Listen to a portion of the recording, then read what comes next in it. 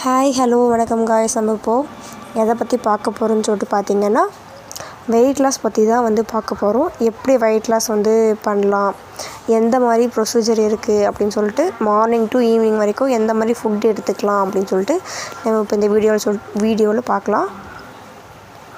காலைல தூங்கி எழுந்திரிச்சதும் நீங்கள் வந்து வெந்தய டீ குடிங்க. வெந்தய டீ குடிக்க கஷ்டமாக இருக்குது அப்படின்றவங்க ஹாட் வாட்டர் எடுத்துக்கோங்க.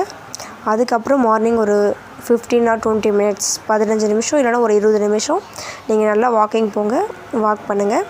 அதுக்கப்புறம் பார்த்தீங்கன்னா மார்னிங்கோட பிரேக்ஃபாஸ்ட் ஆரஞ்ச், முட்டை சாப்பிட்றவங்க முட்டை வேச்சு சாப்பிட்லாம், ஆம்லெட் போட்டு சாப்பிட்லாம். இல்லைனா சுண்டல் எடுத்துக்கோங்க. இந்த மூக்கல்ல, கருப்பு மூக்கல்ல, இல்லை மூக்கில் எதுவாக இருந்தாலும் ஓகே. சுண்டல் ஐட்டம்ஸ் வந்து மார்னிங் எடுத்துக்கோங்க. ஆஃப்டர்நூன் பார்த்திங்கன்னா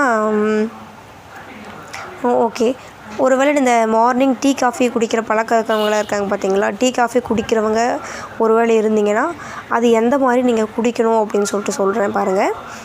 சர்க்கரை அதிகமாகவோ இல்லை பால் அதிகமாகவோ வந்து எடுத்துக்கக்கூடாது.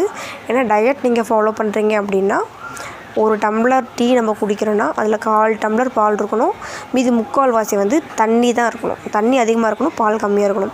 அதே மாதிரி சர்க்கரை வந்து 1/4 டீஸ்பூன் தான். ஒரு டீஸ்பூன் 2 டீஸ்பூன் வந்து நீங்கள் சுகர் ஆட் பண்ணுறீங்க அப்படின்னா 1/4 டீஸ்பூன் தான் சுகர் வந்து நீங்கள் வந்து போட்டு கலக்கி குடிக்கிற மாதிரி இருக்கணும். அந்த மாதிரி நீங்கள் வந்து எடுத்துக்கோங்க. காஃபியாக இருக்கட்டும், டீயாக இருக்கட்டும், ரெண்டுமே வந்து இந்த மாதிரி ப்ரொசீஜரில் தான் நீங்கள் வந்து டீ ஆர் காஃபி ரெண்டுமே எடுத்துக்கணும். ஆஃப்டர்நூன் பார்த்தீங்கன்னா சாதம், இப்போ ஒரு கரண்டி சாதம் நார்மலாக எப்போயுமே நல்லா ஒரு தட்டு ஃபுல்லாக சாப்பிட்றீங்கன்னா அந்த மாதிரி வந்து சாப்பிடக்கூடாது. கொஞ்சம் இருந்தால் ஒரு கையளவு சாதம் தான் வந்து நம்ம வந்து எடுத்துக்கணும் ஆஃப்டர்நூன்.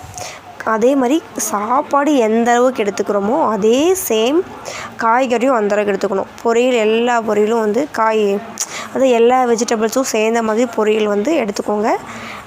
குழம்பு பார்த்திங்கன்னா இந்த சுண்டல் போட்டு குழம்பு இருக்கும், அந்த மாதிரி எடுத்துக்கலாம்.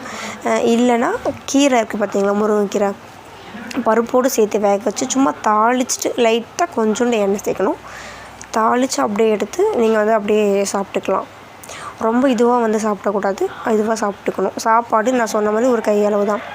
அதேமாரி ஈவினிங் டீ காஃபி குடிக்கிற பழக்கிறவங்களுக்கு நான் மார்னிங் வந்து எந்த மாதிரி ப்ரொசீஜரில் டீ குடிக்கணும்னு சொன்னணும் அதே சேம் ப்ரொசீஜரில் நீங்கள் வந்து குடிச்சிக்கோங்க.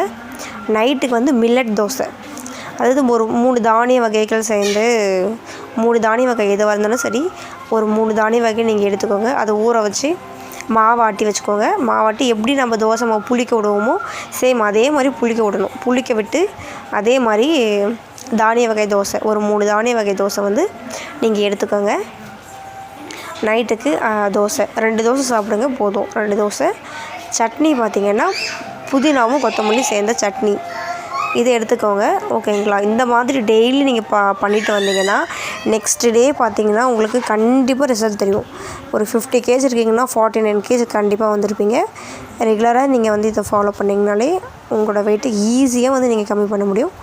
ஓகே காய்ஸ், இந்த மாதிரி யூஸ்ஃபுல்லான வீடியோஸ்க்கு நம்மளோட சேனலை லைக் அண்ட் சப்ஸ்கிரைப் பண்ணி வச்சுக்கோங்க. Tata, bye bye.